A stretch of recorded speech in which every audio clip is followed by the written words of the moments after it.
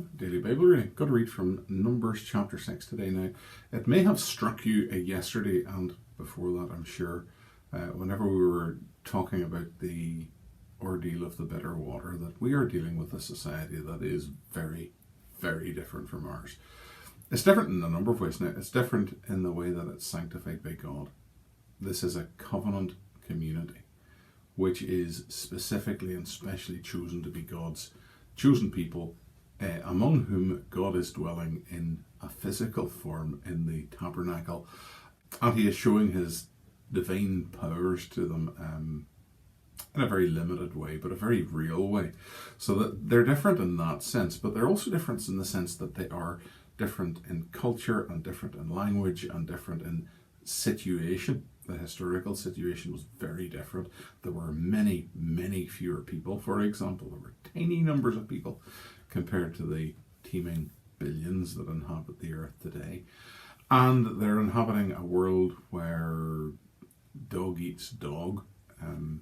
A country is only as safe as the army which defends its borders in the most literal way.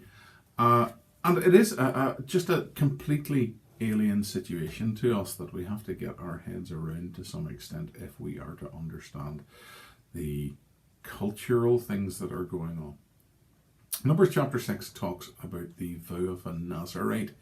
This is someone who chooses to separate himself from the ordinary run of sincere Hebrew worshippers and sanctify himself in a particular way. Nazarites, they could declare themselves Nazarites for a certain amount of time or permanently. They were forbidden to consume anything that was made from the fruit of the vine. It's usually said that Nazarites couldn't drink alcohol, though traditionally I'm told that's not true. They could drink alcohol that was derived from other sources. They could drink beer, but they couldn't drink wine.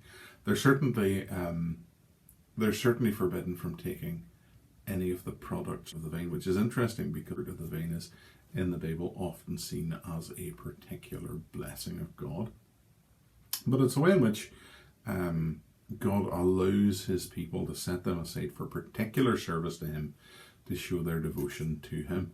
It's part of his mercy in giving his people a way to worship and serve him. And this also contains something very familiar to us as Presbyterians. It contains the Aaronic Blessing. The Lord bless thee and keep thee, that we sing at baptisms and at weddings, to bless the baptized person, to bless the married couple. A very important thing that God gave to his people.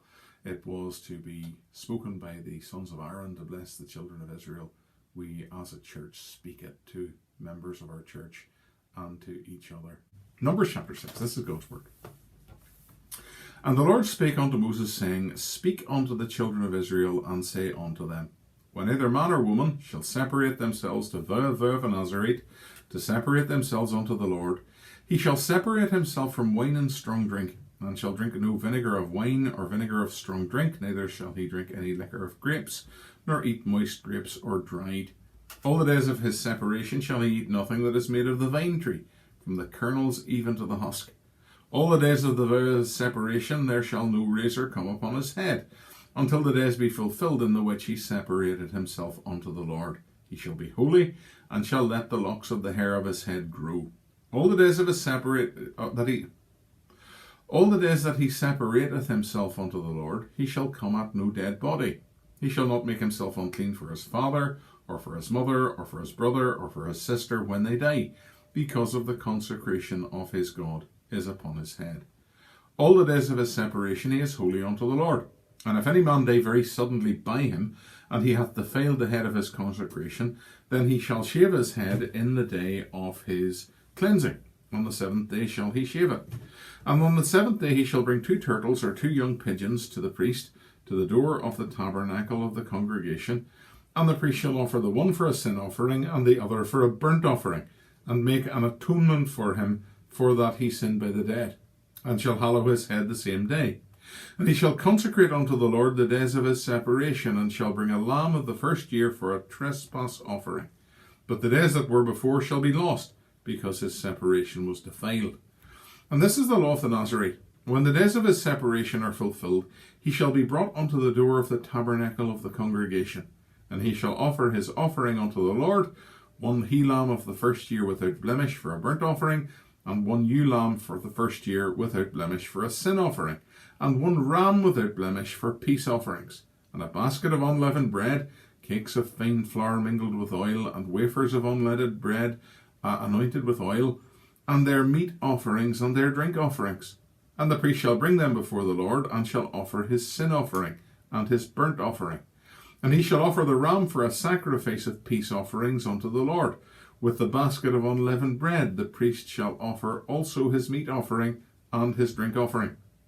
And the Nazarite shall shave the head of his separation at the door of the tabernacle of the congregation, and shall take the hair of the head of his separation, and put it in the fire which is under the sacrifice of the peace offerings.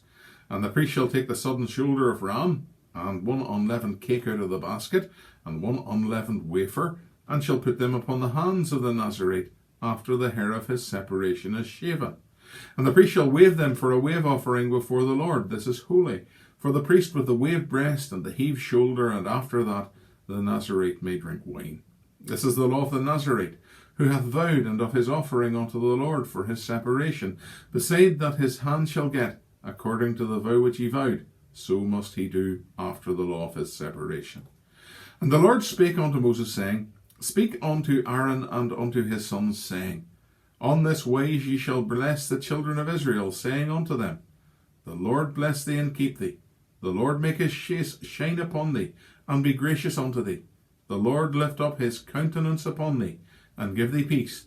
And they shall put my name upon the children of Israel, and I will bless them. Amen.